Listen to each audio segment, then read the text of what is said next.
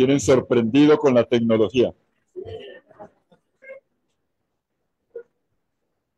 ¿Qué podemos concluir de nuestro tema 2.2? El arco de luz, el arco sobre las nubes, que va a aparecer ahora que termine de llover aquí en el fondo, allá sobre el valle de... Sí, una punta va a estar allá en Tambacuco, ¿cómo se llama? El aeropuerto.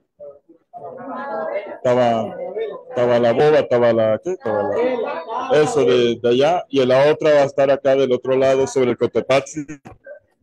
Esos nombres raros, a mí me superan esos nombres.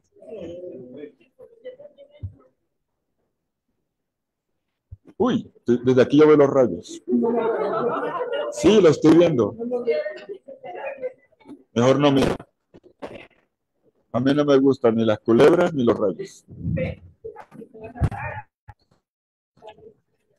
Bien, ¿qué podemos concluir de este tema? Le hemos gastado un buen rato porque entre punto y punto de las tres cosas que he abordado, me he ido hasta el Génesis 1.26, el libro, y todo lo he venido explicando, y luego he ido hacia adelante con el arco iris, aparece en tres textos más del Antiguo Testamento, y como termina en dos textos más del Apocalipsis, he estirado el tema, al final lo he recogido. Es claramente, conclusión, el repudio de Dios a la guerra. Dios repudia la guerra. Dios repudia la destrucción del hombre y de la naturaleza. Y Dios contrapone la paz. Una paz basada en el cuidado de la vida. Recuerden el término cuidar. Ser imagen y semejanza de Dios es participar de la gloria de Dios, el peso de Dios, que es Dios interviniendo, proponiendo, Dios de mano tendida para abrir alternativas en situaciones de violencia, en situaciones de conflicto. Al respecto, quisiera dejarles, para prolongar la reflexión, un texto del Papa Francisco y tres textos bíblicos que extienden este pensamiento. El Papa Francisco ha llamado a la guerra una gran locura. Algunos críticos del Papa, que ahora por las redes se ha multiplicado, lamentablemente, es una pena que ese tipo de cosas sucedan. El ejercicio de la crítica debe existir, pero nunca la falta del respeto a la autoridad. Eso no se debe hacer. Y hay gente que lo ha hecho. No deberíamos permitir ese tipo de cosas ni entrar en esos juegos. Le llaman al Papa, dicen, no, el loco es usted. Y hay un grupo de personas muy acaudaladas de Estados Unidos que están financiando a algunos dueños de canales, de redes, para que hablen mal del Papa, con la intención de desautorizar su discurso social. Por otro lado, están sacando el tema litúrgico, pero el tema que más les molesta es que el Papa hable de los pobres, que el Papa hable de los inmigrantes, que el Papa hable de una nueva economía, la que llama la economía de Francisco, una economía más solidaria. Dicen, no, el loco es el Papa. Y que el Papa mismo se contraponga a la guerra, porque el Papa ha hablado fuerte en contra de la guerra. Incluso ha denunciado que uno de los... cómo se gasta tanto, pero tanto dinero en la industria de las armas. ¿Sabían ustedes que una de las fuentes de ingreso más importantes a nivel mundial son las armas? Y por eso no les interesa que se acabe la guerra. Y les interesa que se creen guerras. Y por eso el que se contrapone a la guerra, pues tratan de callarlo por algún lado. Si no lo pueden matar, al menos lo desacreditan. Buscar la forma de desacreditar, que es una forma también de callar o de marginar. ¿Saben ustedes cuál es el ítem más importante del Producto Interno Bruto, del PIB, en el Estado de Israel? Del cual no soy contrario como tal, pero pregunto, ¿saben cuál es? La gente se imagina tanto turista o peregrino. Ese es el ítem número 3. El ítem número 1 es la venta de armas. Es la venta de armas. Y cada vez que hay ahora están perfeccionando armas. Cada vez que hay una guerra, han creado una nueva arma que la vamos, dentro de 5 o 10 años ya estará, ahora la están probando y por eso son capaces de mandar un misil exacto en lugar exacto donde está el líder tal en otro país y pueden llegar con precisión quirúrgica y eso vende. El primer ítem es la venta de armas. Y por esa razón, la segunda en Israel es la tecnología. Ustedes tienen en sus celulares alguna pieza hecha en Israel. Porque Israel pues no tiene mucho campo para producir, entonces se han dedicado, bueno, también han hecho la tecnología agrícola, que es la verdad de quitarse el sombrero, lo que han hecho, son capaces de sembrar plátanos, manzanas, cosas que allá nunca se daban, mediante la tecnología vienen aquí, sacan el ADN y allá lo hacen, lo están haciendo. Pero sobre todo la tecnología que tenemos ahora de celulares y de otros aparatos en Israel van adelante. Es el segundo. Y el tercero son ya los visitantes, que es los hoteles, las comidas, los recuerdos, todas esas cosas que se venden. El primero, el turismo religioso. El primero son las armas. Y hay un grupo, sobre todo radicado en Estados Unidos, que está dispuesto a lo que sea y por eso pagan para mandar a callar a aquellos que se contraponen a su negocio sucio. Y dice el Papa, a propósito de esto, cuando él dice, la solución no es la guerra. Otros dicen, pero es que nos estamos defendiendo, ¿no? Nos estamos defendiendo, pero hay otros caminos, ¿no? Lo que estamos haciendo es un contraataque, sí, pero usted no sabía que usted mismo provoca, usted mismo hace que lo ataquen, que usted mismo hace cosas para luego le venga el ataque. Dice Fratelli Tutti, número 258. El Catecismo de la Iglesia Católica habla de la posibilidad de la legítima defensa por la fuerza militar, bajo estrictas condiciones de legitimidad moral. Así dice el Catecismo. Y dice el Papa, o sea, hay una guerra justa. Eso se discutió mucho en la Edad Media, cuándo una guerra podía ser válida o no. Pero el Papa Francisco, muy apoyado en la Biblia, dice, ya no podemos pensar en la guerra como solución. La guerra nunca es justa. Nunca la guerra es justa. Pero que está contra el magisterio. Puede ser de algún momento el magisterio, pero no contra la escritura. Es lo que dice la revelación. Hoy es muy difícil sostener los criterios racionales desarrollados en otros siglos para hablar de una posible guerra justa. Y termina, no más guerra. Esta es la doctrina del Papa Francisco. Y algunos dicen, sí, pero se está inventando cosas y eso no está en el magisterio. Pues lo había dicho también, pero nadie se acordaba, el Papa Juan XXIII en la encíclica Pacem in Terris. Quiero dejarles también 3 textos para la profundización.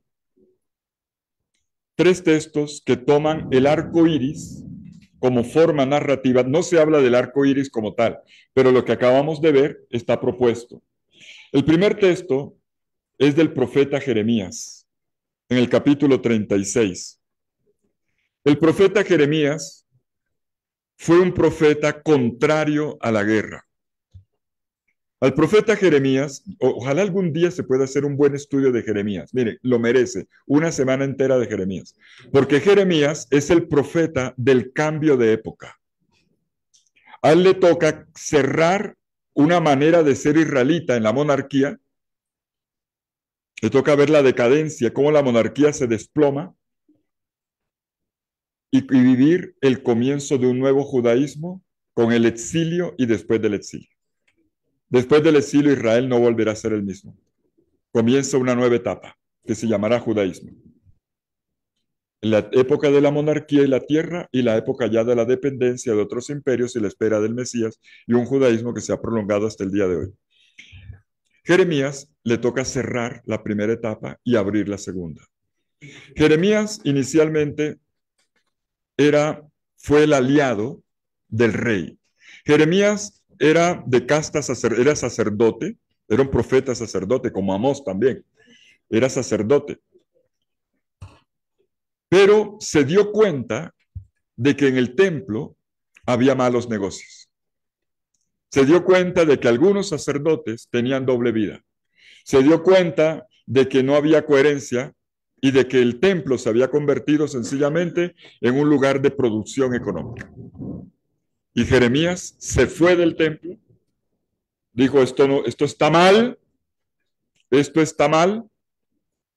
se va a vivir a Anatot, la ciudad cercana, bajando de Jerusalén hacia Jericó, donde comienza el valle o el wadi del Efrat, un lugar precioso.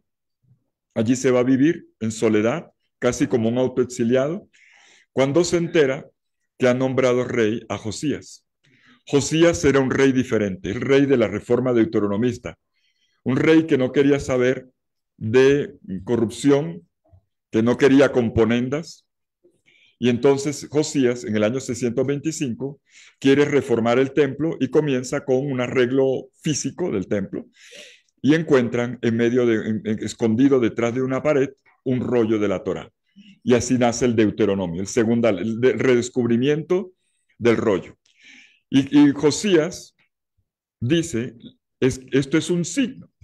Dios nos está pidiendo que volvamos a vivir según su voluntad. Nos hemos apartado de la voluntad de Dios. Y en ese momento Jeremías se entera y vuelve a Jerusalén y se vuelve en el aliado del rey Josías.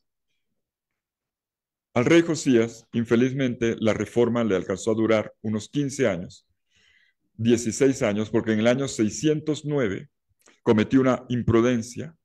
Toda reforma necesita tiempo y él no alcanzó a completarla y lo mataron.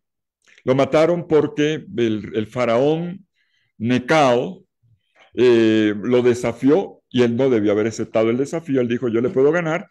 Fueron a Esdrelón, se lo enfrentó en batalla y mataron al rey Josías. La noticia se regó por todo el país lloró, fue duelo nacional, pero alegría para aquellos que ya no estaban en el poder, que estaban en la oposición, que no estaban de acuerdo con las nuevas normas y recuperaron el gobierno, los antiguos.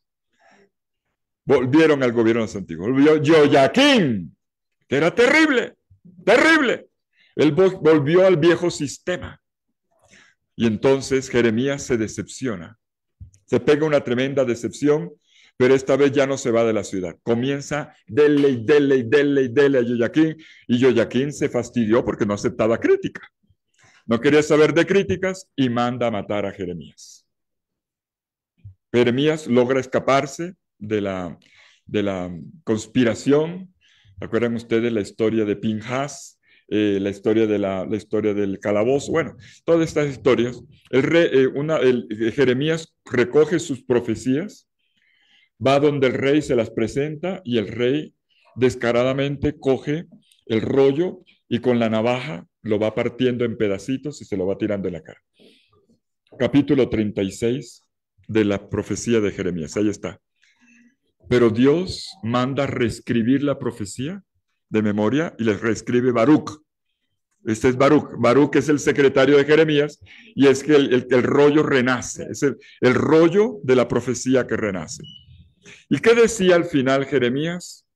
Cuando el rey, para poder mantener al pueblo unido a él, ¿Qué hacía? Pues una guerra. Ya estaban amenazados y Jeremías le decía que no haga la guerra. La guerra no es la solución. Mire, haga un tratado, haga un pacto con los babilonios que están viniendo, usted va a perder la guerra. No se ponga en esa. Pero el rey, él y los que le van a seguir después, la forma de mantener unido al pueblo era tener un enemigo común. Una forma cuando hay una crisis política es tener un enemigo y todo el mundo recoge, y eso hizo el rey. Vinieron los babilonios, destruyeron Jerusalén. Jeremías dijo, yo les avisé. Jeremías siguió predicando, y tanto así que ya la gente también ya la habían mentalizado contra Jeremías. Cuando iban a llevarlos para Babilonia, la gente dijo, no, Jeremías, no, no, no, no. El pobre profeta, y el profeta lo mandan a Egipto y muere solitario en Egipto. Jeremías había dicho claramente, la guerra no es el camino. Haga un tratado. No lo hicieron, y el panorama que está en el libro de las Lamentaciones es terrible. Hasta las madres tenían que vender el cuerpo para poder darle de comer a sus hijos. En lo que puede terminar una guerra. Una guerra siempre es pobreza. Una guerra siempre es miseria. Una guerra siempre es decadencia. Primer texto que les recomiendo, el profeta Jeremías, en particular el capítulo 36, donde Jeremías encara al rey, le rompe el rollo, lo reescribe y le dice, yo le aconsejo más bien que haga la paz. No lo hizo, consecuencia, se fueron a la ruina. Segundo texto que les recomiendo, un libro entero, el libro de Ruth. Ruth la Moabita. Ruth la Moabita. Es una historia preciosa en tiempos de hambre en Belén, en tiempos de hambre. El pueblo ya comenzó a migrar en tiempos de violencia. Hay una nueva migración en tiempos de sequía. Y la gente tiene que dejar su tierra para irse a otra parte a buscar trabajo, familias migrando, buscando, pero ir a otros lugares donde tú no tienes propiedad es un problema. Es un problema muy serio. Uno de estos inmigrantes se llama Noemí. Noemí se va de Belén y de la tierra de Israel, se va al otro lado del Jordán, a la tierra de Moab, con sus hijos, los dos hijos.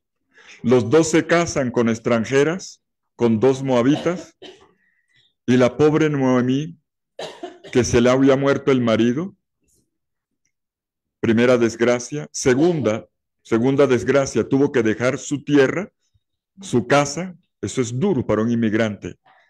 Tener que, cuando tuvo, ir a pedir a otro lado. Y no tener dónde dormir, dónde quedar. Bueno, pero ella tuvo la fortuna, inmigró, segundo el problema, pero tuvo la fortuna de encontrar maridos para sus hijos. Pero viene también la muerte de los yernos. Y entonces viene aquí otro asunto. El momento bonito, todavía está en el capítulo 1 del libro de Ruth.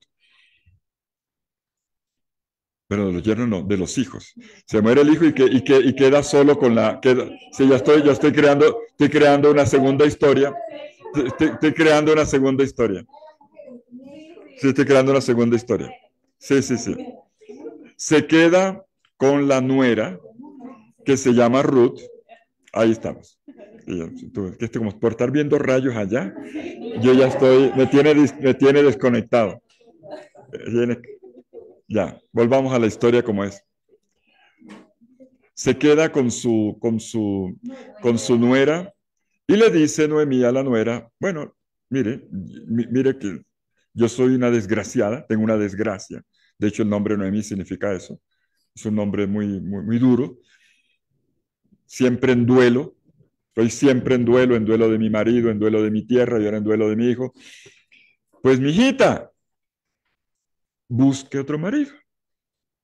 Y entonces Ruth le dice, tu tierra será mi tierra, tu Dios será mi Dios. Hace una alianza, hace una alianza.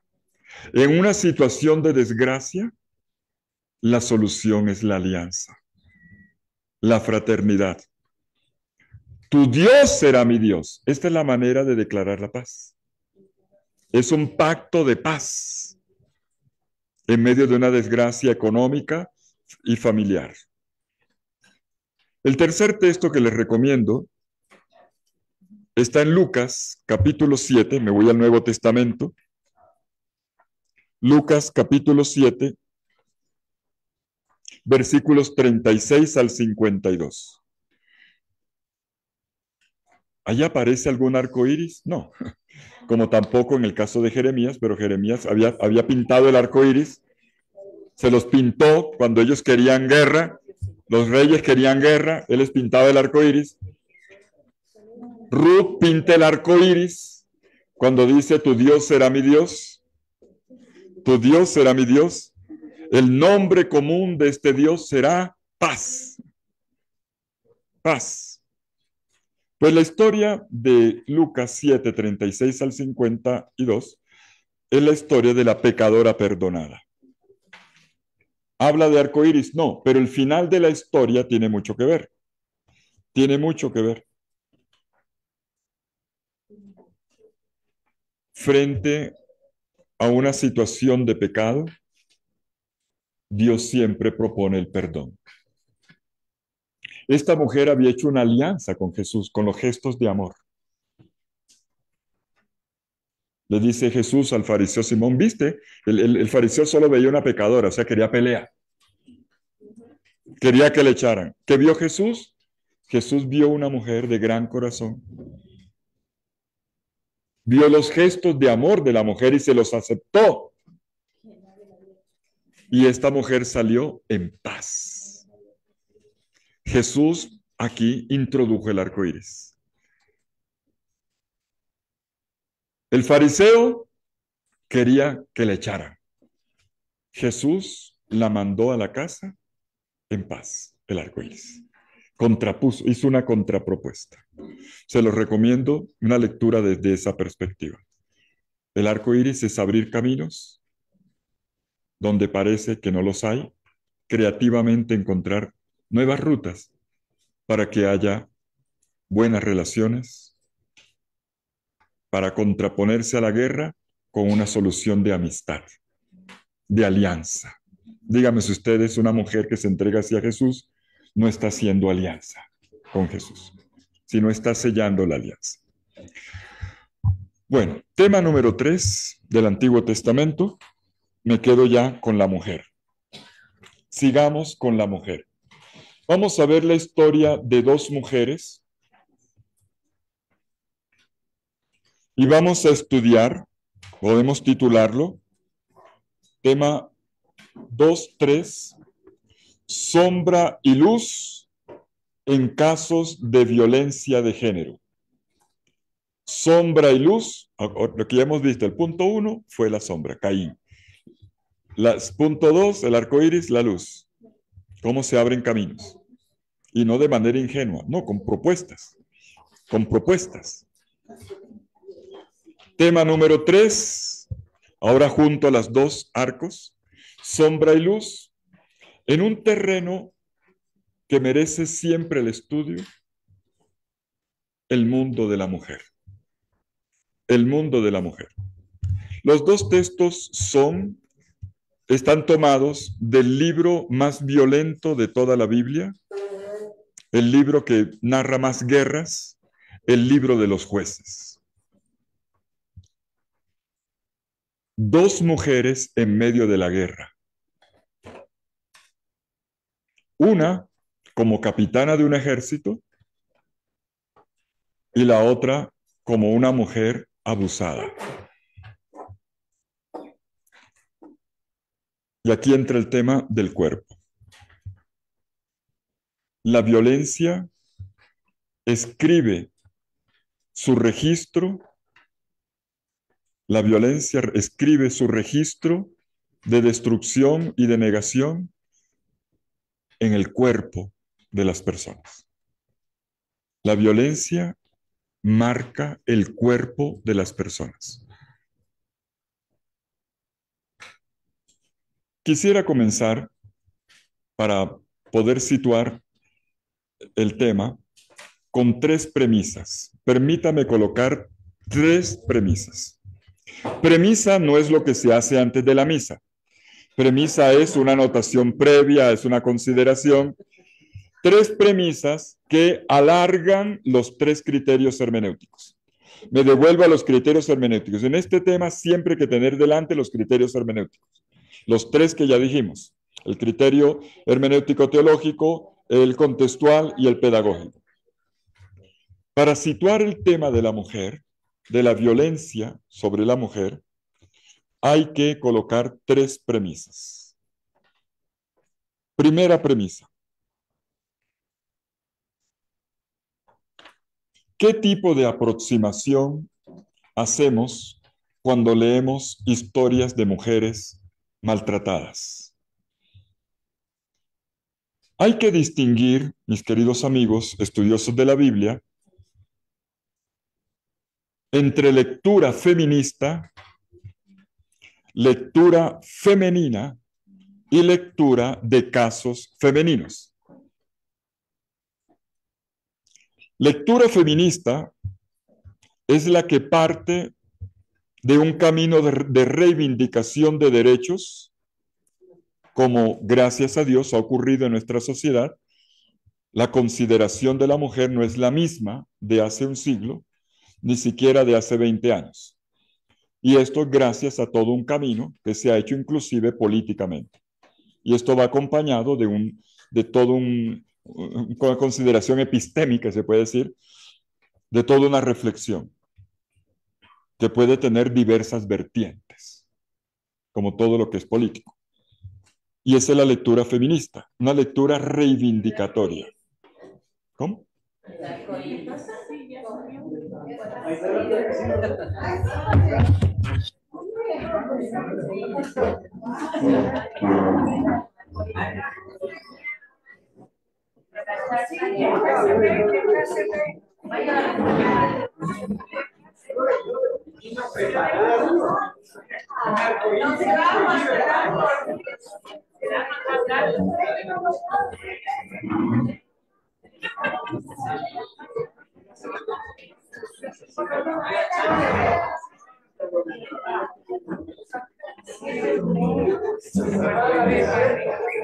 Excelente tema.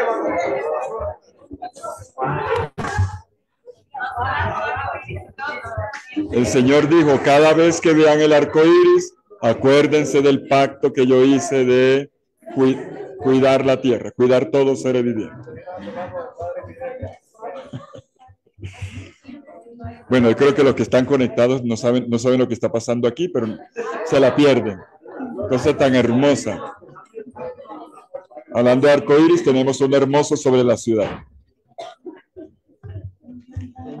Bueno, la primera premisa es ¿qué tipo de lectura queremos hacer? ¿Una lectura feminista, una lectura femenina o una lectura de casos femeninos? La lectura feminista es una lectura de carácter reivindicatorio. Por lo tanto, ya parte de una premisa. Y por eso tiene siempre el riesgo de ideología, porque también en eso hay corrientes. La lectura femenina, en cambio, es una lectura desde la sensibilidad femenina, que no es lo mismo. Es una lectura desde la sensibilidad femenina. La mujer se hace sujeto de la lectura y desde este ángulo de lectura, desde la sensibilidad de lo femenino, se abren nuevas luces y riquezas interpretativas que muchas veces los varones no vemos. La tercera es la lectura de casos femeninos, que no importa quién la haga, simplemente una lectura objetiva de lo que tenemos ahí. Entonces, quiero decirles, en la Biblia tenemos una gran cantidad de personajes femeninos, la mayor parte personajes desconocidos, y una de las tareas nuestras hoy es poder sacar más a la luz estos personajes que aparecen como secundarios, pero que al final juegan un gran papel protagónico en la historia de la salvación. Todo esto porque esta premisa para decirles que puesto quien está haciendo la lectura es varón y mi formación es clásica, haré una lectura más bien clásica de los textos. Mi lectura no es feminista, mi lectura no es femenina, no la puedo hacer femenina, lo siento, por un problema de configuración antropológica, mi genética. Mi lectura es una lectura de casos femeninos, pero lo digo para estimular aquí a las mujeres que están presentes, que están tomando este curso, para que también aporten desde la mirada femenina. No digo feminista, eso, pero femenina yo lo recomiendo mucho. Feminista, pues ya queda su consideración. Segundo,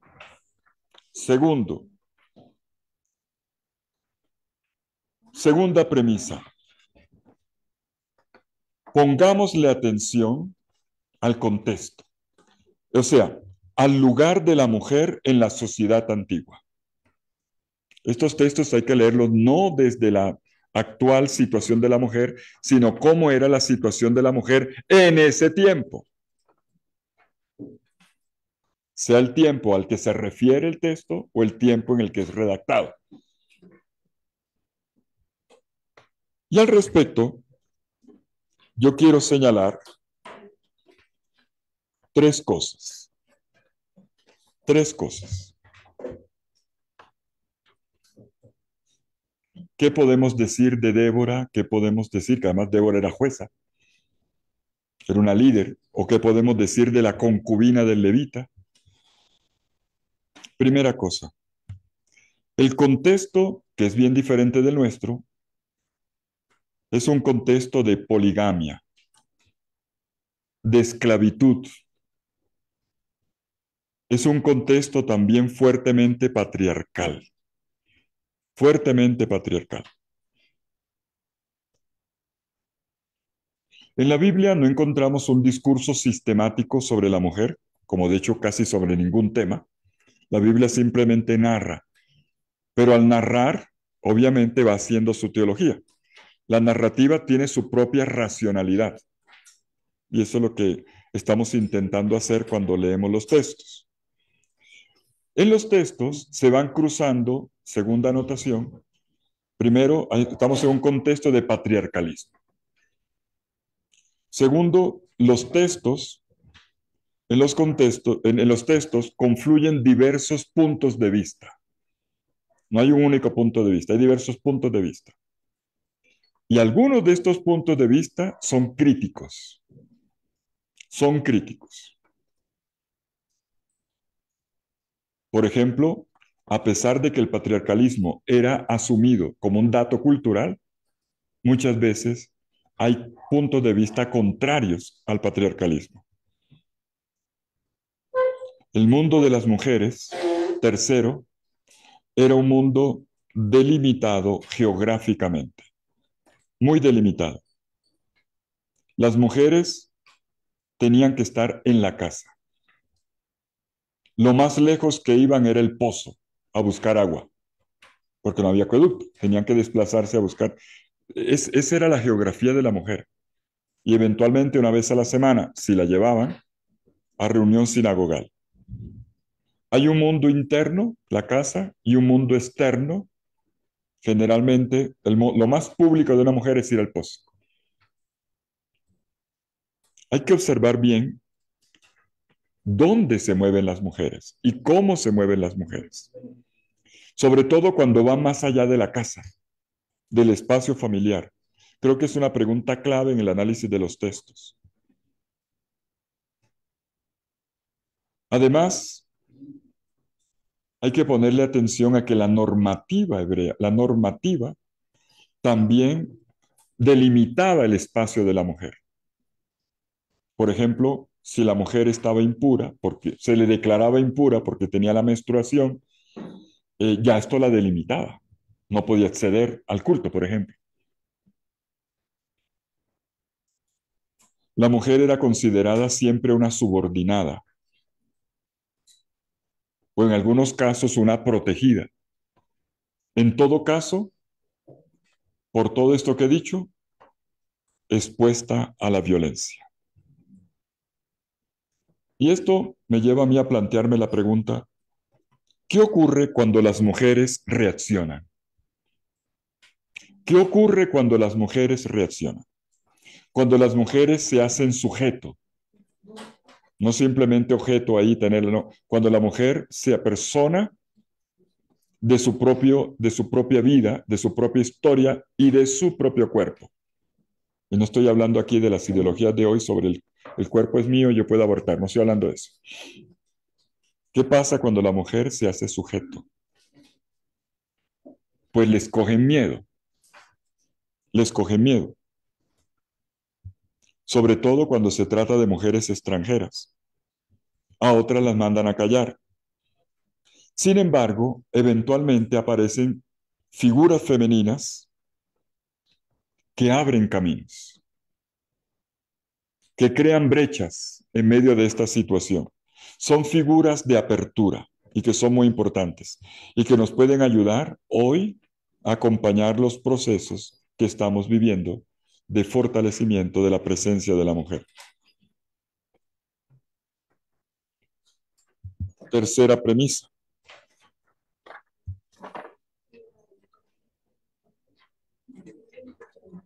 Les digo que de todas maneras hay en esto de las aperturas, la misma Biblia también tiene aperturas. En la misma Biblia ya hay aperturas. El mismo hecho, por ejemplo, ¿han visto el texto de Oseas 11:9?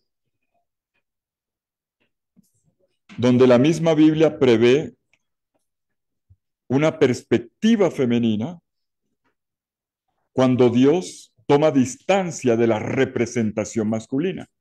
Dios siempre era representado masculinamente.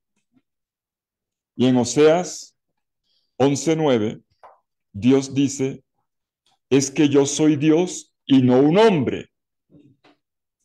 Que el texto se puede entender, no soy Dios, si yo soy la divinidad, yo no soy ser humano. Pero cuando dice no soy hombre, utiliza el término ish. Ish, ¿qué significa? Varón. Yo soy Dios, no soy varón. Es decir, Dios se quita la representación exclusivamente masculina. O como cuando se deja identificar con comportamientos femeninos. Yo soy una madre, te tengo tatuada. Dios, en la misma Biblia ya comienzan a abrirse perspectivas importantes. No estamos aquí de todas maneras ante esto, por supuesto, en este tipo de lectura del patriarcalismo, como lo hacen hoy la teología de la liberación o de la teología postcolonial, eh, liberacionista, sea en África, en Asia o en América Latina, donde obviamente los mismos textos bíblicos pueden ser utilizados para someter más a la mujer o pueden servir también para liberar a la mujer. Yo espero que sea lo segundo, pero no estoy entrando en este tipo de consideraciones. El hecho es que las mujeres tienen un gran valor, una gran dignidad, una gran capacidad, una gran fuerza a imagen de Dios. Tercera premisa. Dije que eran 3 premisas para entrar en el tema. Premisa número 3, la perspectiva salvífica que emerge en la oscuridad de la historia. Salvación en hebreo se dice Yeshua, que es el mismo nombre de Jesús. Salvación se dice Yeshua. Yeshua, de donde viene la palabra Salvador, o salvación se dice así, pero el término, permítame un poquito de filología, Yeshua significa dar espacio. Ser amplio o espacioso, eso es lo que significa el nombre Yeshua.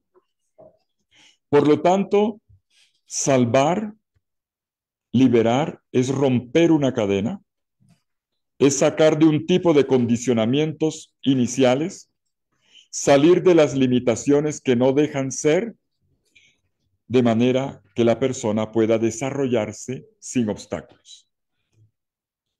Y esto es lo que aportan los textos bíblicos. En ese sentido, son liberadores. Abre nuevos espacios para la investigación, nuevos espacios, nuevas propuestas metodológicas, interpretativas, para ayudar a salir desde la Biblia, desde las deficiencias o frente a los silencios que se tienen frente a determinadas situaciones que no debieran ser. Les propongo como ejemplo, como una actitud que es hermenéutica, pero proviene de un texto que conoce muy bien, la parábola de la moneda perdida y encontrada. Está en Lucas capítulo 15, versículos 8 al 10. La historia de la dracma perdida y encontrada. De la dracma, de la moneda perdida y encontrada. Aquí tenemos una contribución, una pista que ayuda a tomar conciencia de una deficiencia. Observen el comportamiento de la mujer. La mujer se organiza para encontrar lo que se le había perdido. Y lo primero que hace la mujer, ¿cómo se organiza? Primero, enciende la lámpara, que es lo que tenemos que hacer cuando leemos los textos bíblicos. Enciende la lámpara. La mujer enciende la lámpara. ¿Para qué? Para ver la amplitud de la casa. Para comprender cuidadosamente qué es aquello que falta, dónde está. Para descubrir dónde está aquello que se ha perdido. Yo diría para comprender cuidadosamente el mensaje de liberación y de gracia que proviene de la palabra, una palabra de vida en abundancia. En segundo lugar, primero la mujer enciende la lámpara. Segundo, buscando la moneda perdida y ahora viendo el espacio, porque la luz te permite ver las dimensiones del espacio, todas las dimensiones, la mujer descubre espacios escondidos, vacíos, de los cuales no había caído en cuenta. Ve incluso el polvo acumulado sobre los muebles que no había movido. Buscando la moneda tiene que removerlo todo y por el derecho sale alguna telarañita. Descubre espacios escondidos que hacía rato no trataba, no miraba o que estaban ahí ocultos. Tercero, lo hace con diligencia y con cuidado. Con diligencia y con cuidado, sin maltratar. Iluminar rincones, lugares olvidados, como ocurre con las mujeres que han sido silenciadas, supone una tremenda sensibilidad para poder acompañar situaciones de dolor que ahora se le van a destapar.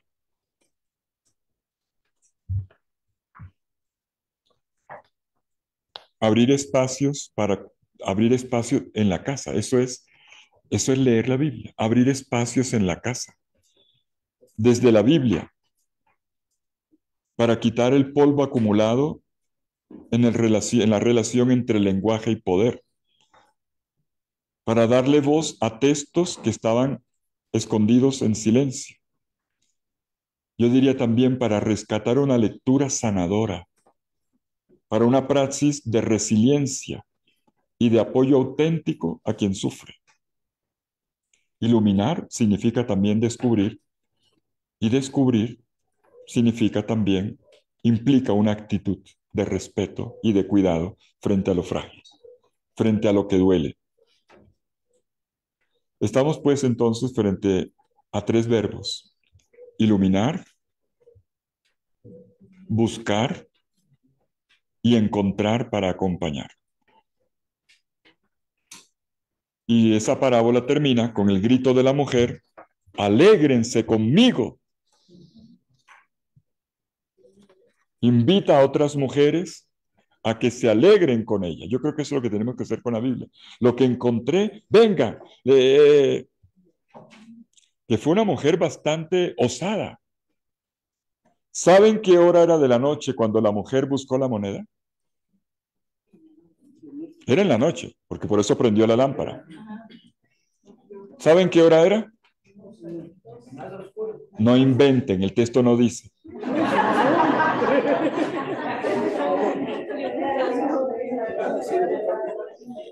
El punto es que era de noche. Y de noche significa, cuando ya la familia está recogida, hay que entender una casa palestina. ¿Cómo funciona una casa palestina? La casa palestina tiene un cuarto, más o menos como estas dimensiones aquí. No es muy grande, esto que está aquí. Donde está John y aquí, esto es toda la parte interna de la casa. El resto es el patio, donde allá está la cocina, aquí está el lavadero, y aquí está el lugar donde las personas se reúnen casi con una enramada, más bien casi al aire libre. La parte donde la gente se encuentra, la casa, la parte interna, es para guardar los objetos de valor y para dormir. Y puesto que es un lugar que requiere seguridad, tiene una puerta, las puertas de antes, puertas grandes, con cerrojos muy, muy firmes. La gente dormía, sobre todo la gente más sencilla, en esteras. ¿Saben lo que es una estera, no? Ok. Dormían sobre esteras, no son las camas hoy, no de colchones ortopédicos, nada de eso, eso no existía. Estera.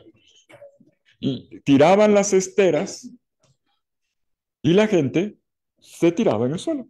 Creo que tú estuviste cuando visitamos la casa en Nazaret, en el Nazareth Village, cómo es una casa.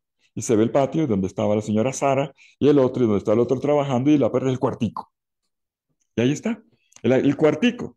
Se cierra la puerta y claro, ya todo el mundo se tiró en el suelo.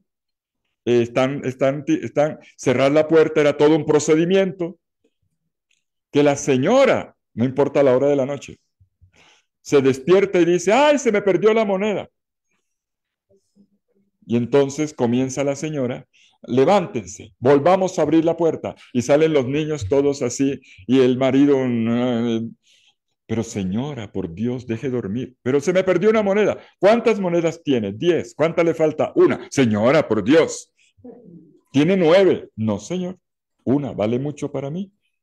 Y la señora es capaz de reestructurar su casa, inclusive de incomodar con tal de encontrar la moneda hasta que la encuentre ya en el rinconcito que no se imaginaba, hasta que apareció, ¡encontré la moneda! Y los hijos, por fin, vamos a dormir. Pues no fueron a dormir porque miren cómo dice el parábola. Salió enseguida a la calle a tocar a todas las puertas. ¡Encontré la moneda! Señora, mañana, espere mañana lo celebro. No, ahora. Yo espero que este tipo de lecturas nos mueva también, inclusive así sea superando prejuicios y incomodidades, nos haga valientes para despertar a otros, inclusive para incomodar, para mostrar la moneda que encontramos, que hallamos, que diligentemente hemos descubierto encendiendo la luz de la palabra. Ahora sí, primer texto. Primer texto en rostro de mujer. Primer texto en rostro de mujer.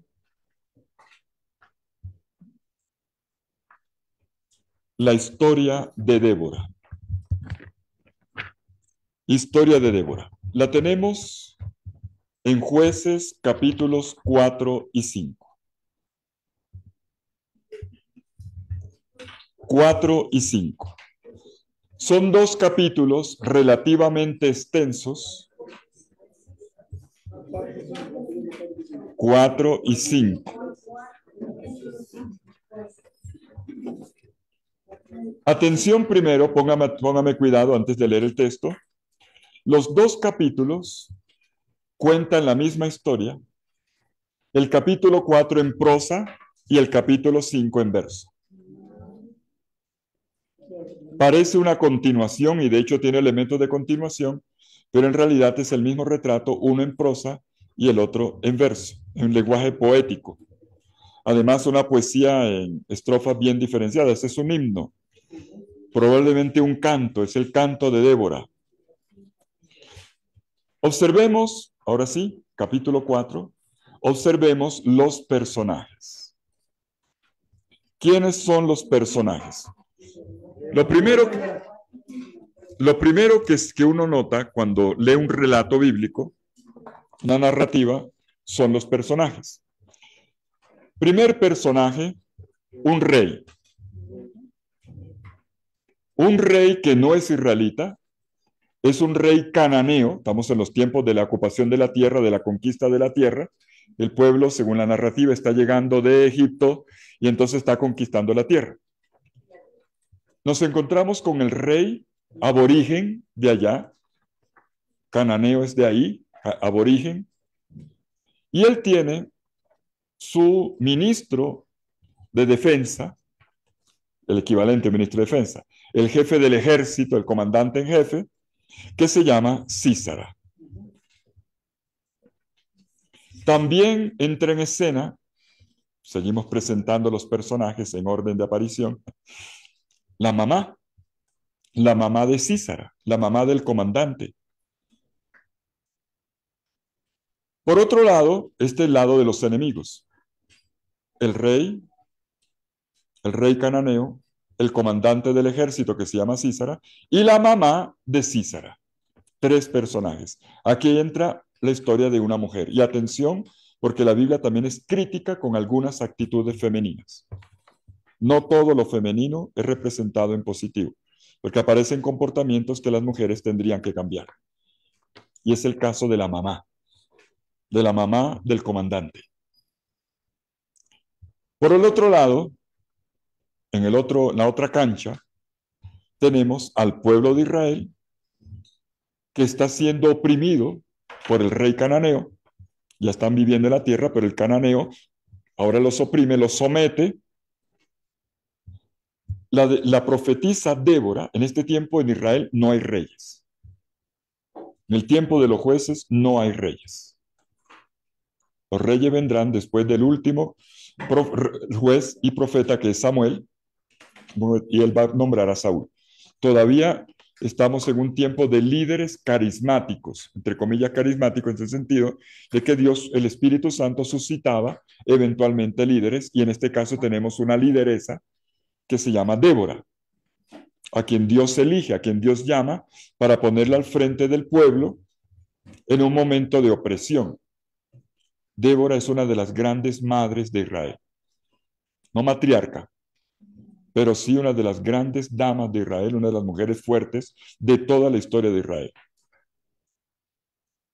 Y hay otro jefe del ejército, del lado israelita, que recluta a la gente para la ocasión porque no existía tampoco un ejército israelita.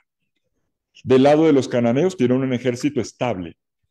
Del lado de los israelitas ni hay rey, ni hay jefe del ejército porque tampoco hay ejército.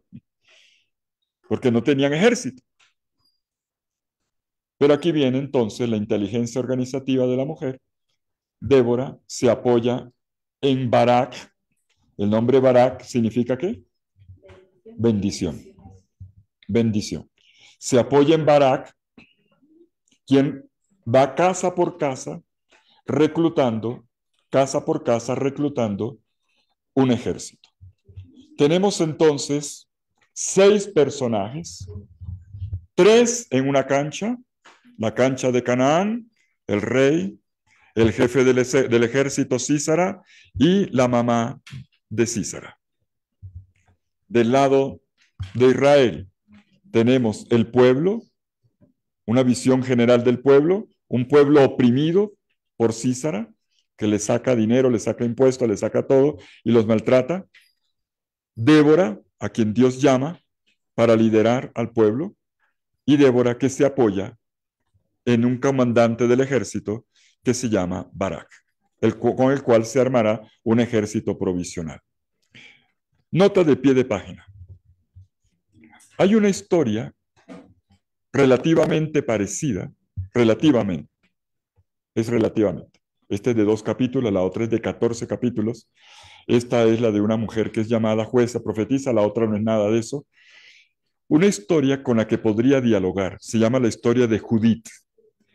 La historia de Judith. ¿Quién era Judith? Judith era una mujer, la abuelita de Betulia. ¿Dónde quedaba Betulia? Vaya usted a saber. Es decir, era un pueblo tan perdido en la montaña, bueno, sí sabemos de qué lado queda del lado de Galilea. Un pueblo de montaña que es famoso, se sabe algo del pueblo por ella. ¿Quién era doña Judith? De la cual se le dedica todo un libro. Doña Judith era una simple ama de casa que se había quedado viuda porque el marido lo había matado en una batalla. Miren, es que el ejército de Israel era como el Junior de Barranquilla, como el equipo de fútbol de mi ciudad. Sí, de verdad. ¿Te han escuchado hablar del Junior de Barranquilla? Aquí todo el mundo piensa que es el Barcelona de Guayaquil. No, señor, es el Junior de Barranquilla. El Junior de Barranquilla tiene los mejores jugadores, tiene el mejor capitán, tiene la mejor hinchada, pero siempre pierde el partido siempre pierde el partido con el Nacional o con Millonarios. Siempre lo vuelven miseria, lo vuelven chicuca. Eso le pasaba al ejército de Israel. Tenía a Yahvé Sebaot, que habla del Dios de los ejércitos, tenía al ejército del pueblo, pero al final los volvían miseria. Y entonces venían perdiendo una batalla y otra batalla y otra batalla. Y en Betulia las señoras se quedaron sin maridos. Y se quedaron casi sin hijos. Es un pueblo casi de señoras, porque las mujeres no iban a la batalla. ¿Y qué hicieron los pocos que quedaron, los ancianos? Lea el libro de Judith, se los recomiendo. Tremendo libro. Eso le levanta el ánimo a cualquiera. Una viejita, una señora, que no era una doña nadie. Cuando van a decir allá en la plaza de la ciudad, ya los pocos comandantes, ya rindámonos al enemigo, esto aquí no hay nada que hacer, nos quedamos sin gente. Doña Judith sale al frente. ¿Cómo así? ¿Cómo así? Ustedes le tienen miedo, ¿verdad, señores? ¿Esos son los líderes que son ustedes? Y doña Judith organizó a todas las señoras. Y con palangana en mano, porque fue una guerra con trinches, cuchillos, con pocillos, con lo que había. Esta señora no tenía ni idea de batalla, no tenía ni idea. Pero a punta de sartén, lea la Biblia. Doña Judith, qué grande es Judith. Ganaron la batalla. Claro, al final viene la historia, inclusive ella es la que va a sellar con la muerte de Holofernes, que es el comandante del ejército contrario, y con una estrategia bastante parecida a la que tiene Débora. Volvamos a Débora. Esto es para aquí, para animar el auditorio, para que los hombres aprendamos de las mujeres a ser Déboros. Vamos a ver. Capítulo 4, versículo 1. De Jueces, libro de Jueces.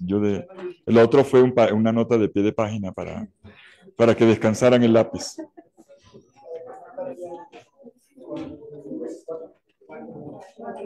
No, la historia de Judith es tan bonita, tan grande, que no la metieron aquí, sino que le crearon un libro solo para ella.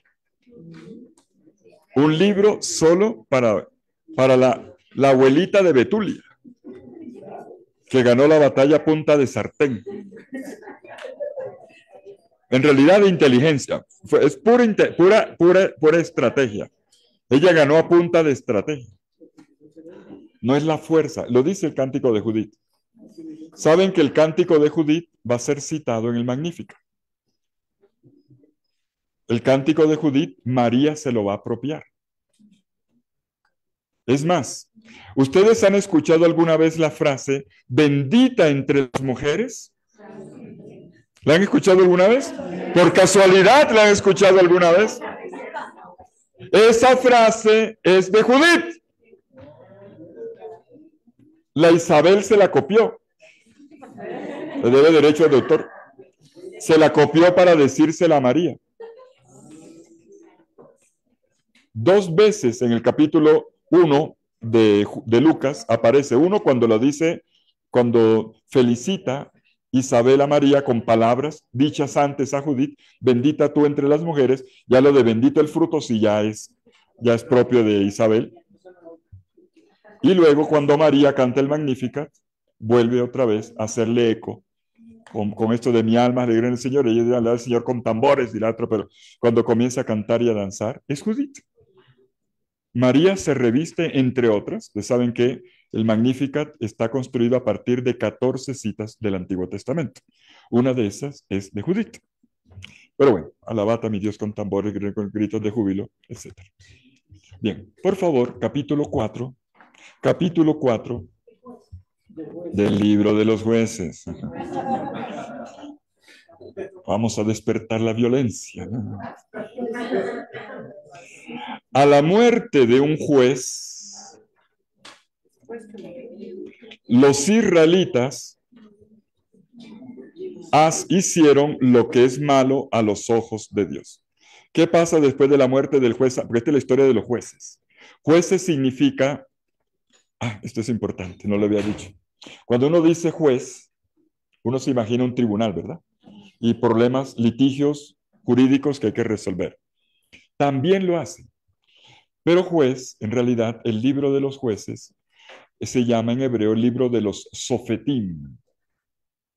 Sofetim son los salvadores, los liberadores. Este es el libro de los liberadores. Dios, liberadores, Sofetim. Dios va llamando, Dios llama. El pueblo no tiene rey, el pueblo no tiene ejército, el pueblo no tiene todavía una organización, simplemente el sistema de clan, tribus y clan, nada más. Entonces, ¿qué se hace cuando hay un problema? Si no hay un rey. ¿Qué se hace cuando hay una guerra y no hay un ejército? Dios manda un juez, o sea, un salvador.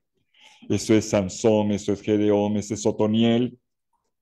Personas que Dios llama, los primeros relatos vocacionales, después de lo que tenemos en Génesis, los primeros y llama de Moisés, los siguientes relatos vocacionales son los de los jueces. Siempre el mismo esquema, y Dios se le apareció y no podía tener bebé, y entonces Dios le concedió tener bebé. Lo leemos en la historia de la Navidad, los días antes de Navidad leemos la historia de Sansón, cómo fue que nació. Son historias de jueces, historias vocacionales, Dios lo llama, lo llena del Espíritu, el juez se empodera, Dios lo empodera, organiza al pueblo, ganan la batalla, esto ganan todas las batallas, Gedeón, la más bonita de todas, que la ganó con pura estrategia, a punta de caldereta, de potecitos y las luces y toda aquella cosa. En el torrente Jarot, lea la Biblia, lea la Biblia. Y después que termina la batalla y gana la guerra, el juez pasa a segundo plano. Algunas veces sabemos cómo muere, otras veces no. Simplemente se cierra la historia y vuelve otra vez otro juez cuando hay otro problema. Aquí tenemos la historia de una profetisa, de una jueza, en realidad de una líder, de una liberadora, que aparece después de la muerte de un juez. El pueblo se desordena. Cuando no hay un líder, el pueblo se desordena. Los israelitas hicieron lo que es malo a los ojos de Dios. ¿Quién quiere? Versículo 1, por favor. Después de la muerte de Ehud, los israelitas volvieron a hacer lo malo a los ojos del Señor. Así que el Señor los entregó al poder de... Ese es el versículo 2. Sí. ¿Qué pasa cuando el pueblo peca? Entonces Dios los pone en manos de un enemigo. ¿Y quién es el enemigo? Atención, se llama Yabín, el rey. Yo no había dicho el nombre, creo. Yabín, el rey cananeo. Y este oprime a Israel durante la bobadita de 20 años. Le pone la bota al pueblo durante 20 años. Lea por favor ese versículo 2. Así que el Señor los entregó al poder de Jabín, un rey cananeo que gobernaba en la ciudad de Azor. El jefe de su ejército se llamaba Sisara y vivía en Aroset, Joim. Muy bien. Y entonces, versículo 3. Jabín tenía 900 carros de hierro y durante 20 años había oprimido cruelmente a los israelitas. Ok, ese es Yabín, el rey cananeo que tiene toda la tecnología militar, todo lo último en tecnología militar. Tenía carros. Los carros en ese tiempo le tenían miedo. Hoy serían tanques de guerra. Bueno, no sé si parecidos. Son unos carros de caballo con una rueda grande y va uno y eso. Ok, los carruajes. Y entonces tiene tremendo ejército. Sigue leyendo, por favor. Hasta que por fin Estos le suplicaron al Señor que los ayudara. Ese es el paso número 3. Primero, el pueblo pecó. 2, el pueblo fue sometido. 3, el pueblo clama a Dios, grita a Dios y Dios le suscita un liberador, un juez, ya que no hay, porque recordemos que son personajes provisionales, ocasionales. Termina de leer, por favor. En aquel tiempo juzgaba a Israel una profetisa llamada Débora, esposa de Lapidot. Débora acostumbraba sentarse bajo una palmera. Este es el tribunal, la palmera. Cocida como la palmera de Débora. Claro, tremenda palmera. Si la vieran, qué bonita. Pues yo nunca la he visto, pero dice que es muy bonita. Sí.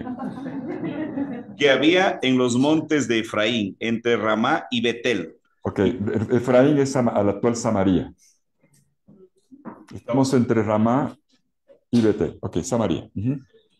Y los israelitas acudían a ella para resolver sus pleitos. Un día, Débora mandó llamar a un hombre llamado Baraj. Vamos despacito, vamos despacito. Los primeros 3 versículos ya nos ambientaron.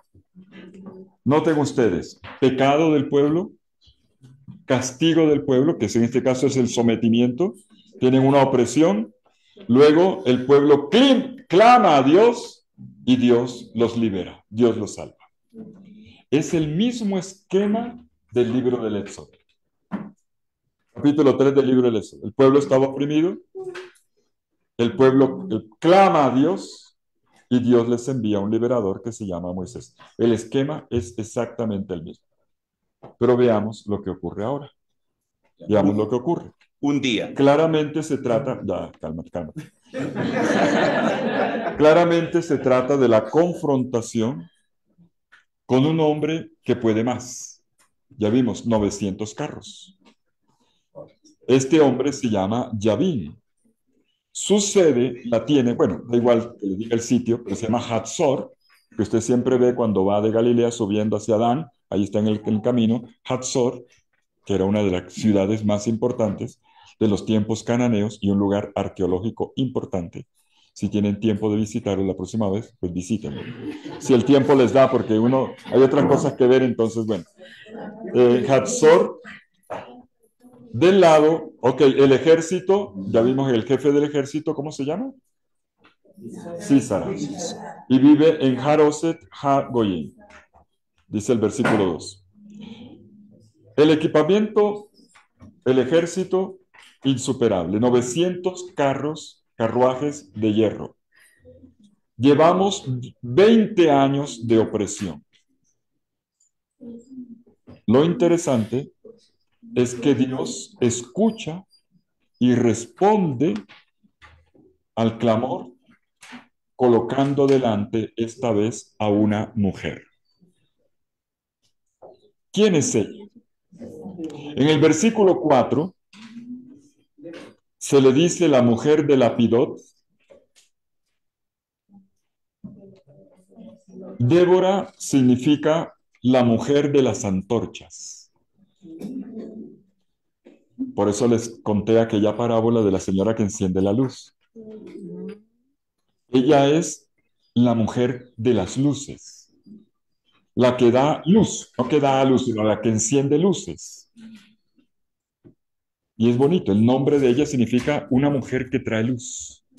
En un momento en que el pueblo no encuentra, ella es luz. Ella se sienta debajo de una palmera, dice el versículo 5. En el capítulo 5, versículo 7, para terminar la lista de características de Débora, dice el capítulo 5, versículo 7, se le va a llamar la madre de Israel. Débora se le va a dar el título honorífico por esta historia que se cuenta. Ella es la madre de Israel. Tenemos entonces una mujer casada, ella tiene familia, ella puede decir, yo estoy ocupada, y yo dependo de mi marido. ¿Qué va? Va para adelante. 3, se llama Débora, que significa la que da luz. La que da luz. 4, será llamada la madre de Israel. 4 características de esta mujer. Barak Ella se apoya en un varón. Interesante esta alianza, varón-mujer, bonito, en un varón, pero el varón depende de ella. El jefe del ejército, Barak, que significa bendición, aquí se le llama también, pero ya como título, no como significado el nombre, se le llama el rayo. ¿No les? Rayo. ¿Han visto alguna vez un rayo así cuando llueve? Ah, no, yo creo.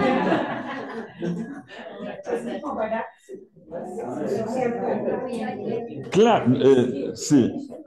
Barak es el rayo, Débora es la candela. Las historias bíblicas juegan con este tipo de detalles. No hay que buscarle más, es sencillamente cómo se crea esta alianza, hombre, mujer, y cada uno aporta de lo suyo.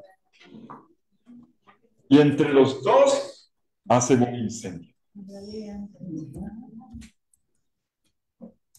A Barak, el hombre que se llama bendición, y que la gente le llama el rayo, y que se junta con Débora, que es la luz, y juntos hacen un incendio, es presentado siempre como uno que depende de Débora.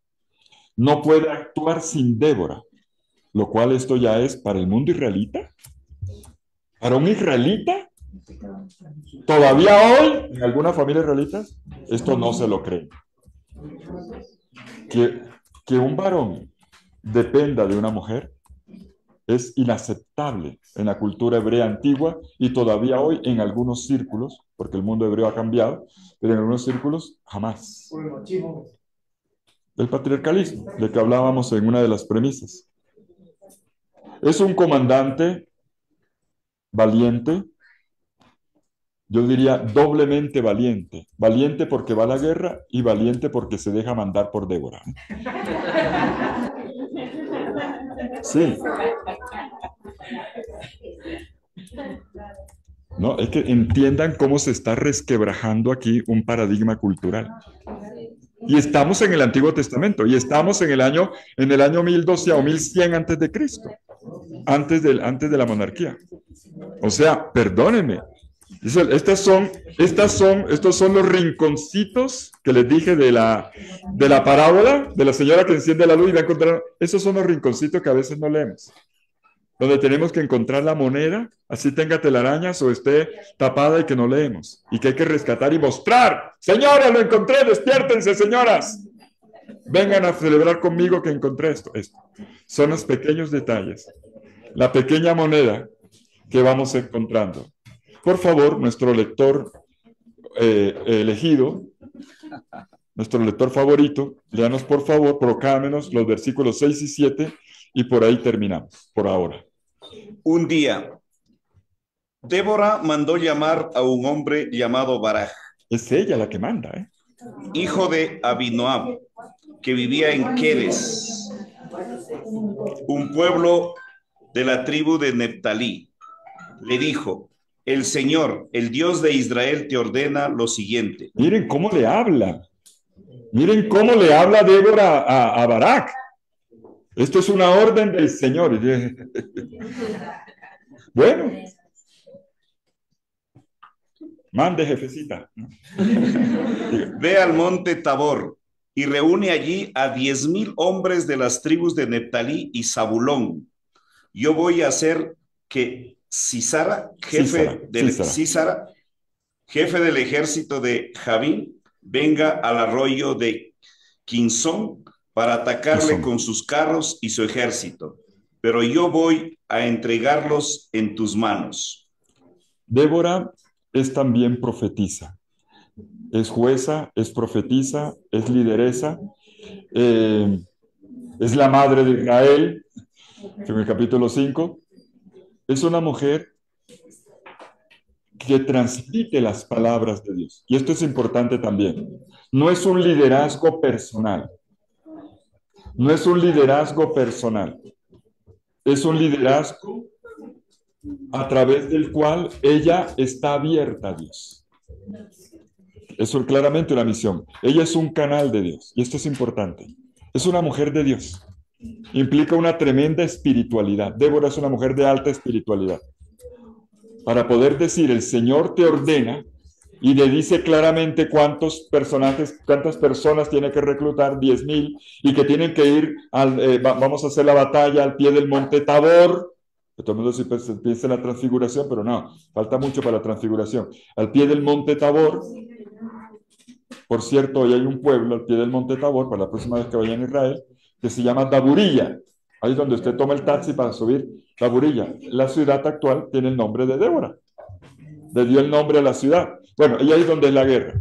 Y incluso le dice, y los vas a reunir junto al río Quizón, que está al pie del monte Carmelo, todas las instrucciones.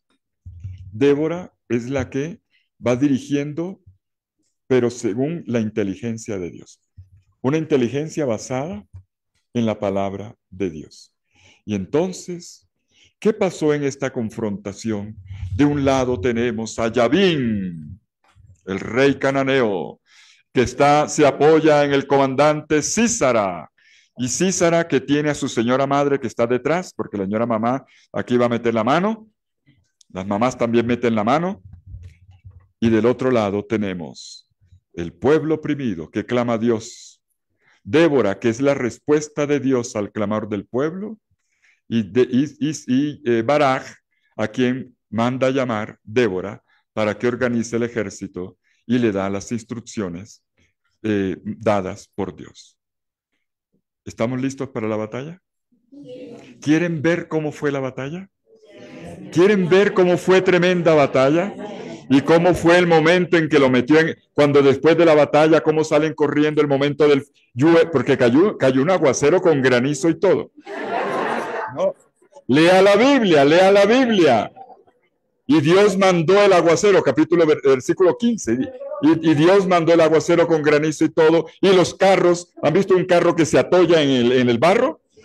Bueno, los carruajes, que eran las ruedas son como ruedas hoy de bicicleta, y entonces se atollaron y vemos el momento terrible, y entonces Sísara sale corriendo y atrás va Débora y se le mete al cuarto, y entonces, claro, él pensó que por ser hombre podía no sé qué, y entonces la mamá de Sísara interviene y le da un consejo terrible, terrible, terrible, que una mujer cuando lo lee dice, pero una señora dijo eso, la mamá le dijo eso, que tenía que, bueno, le dijo, y entonces Débora, en medio de la noche, él cree que puede abusar de ella, y entonces Débora se entera que este tipo era un abusador. Este tipo abusaba de las mujeres, y la mamá sabía, y la mamá la mandó a buscar. Lo dice con el nombre de los órganos femeninos, la mandó a buscar y Débora mañana lo veremos.